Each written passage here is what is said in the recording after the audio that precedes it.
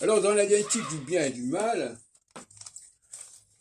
je crois qu'il faut mettre l'accent sur ce que j'appelle les topiques freudiennes, les topiques sensorielles. C'est-à-dire, le ça, quelque part, nous emmène vers le mal. Le surmoi nous permet d'y résister. Ça n'a pas été dit non plus dans la discussion qu'a eu Finkielkraut avec son interlocuteur. Donc c'est déjà, quelque part, une dialectique. Qu'est-ce que ça veut dire? Ça veut dire que finalement, le ça crée une interdépendance. Là où ma faiblesse m'oblige à être en rapport avec l'autre. Quelqu'un qui n'a aucun défaut n'a besoin de personne. Donc la société, la sociabilité fonctionne sur le mal quelque part. J'ai fait le mal, je suis capable de faire le mal, il faut que l'on me contrôle. Et c'est le problème du surmoi.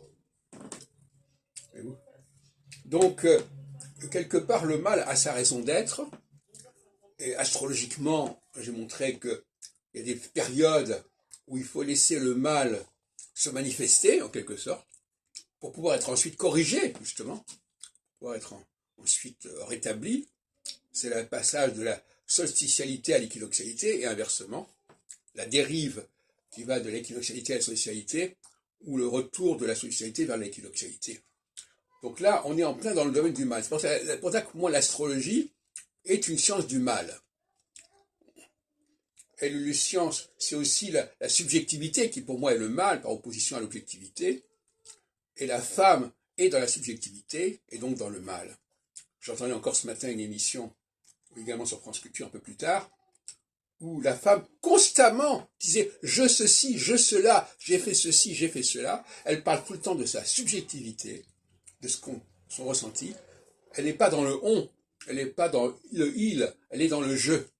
Et ça, quelque part, ça nous renvoie d'ailleurs au jardin d'Éden et la femme qui entraîne l'homme vers le péché, etc. Mais ça correspond à une réalité anthropologique que l'on peut observer encore aujourd'hui. Instinctivement, c'est comme ça que ça se passe.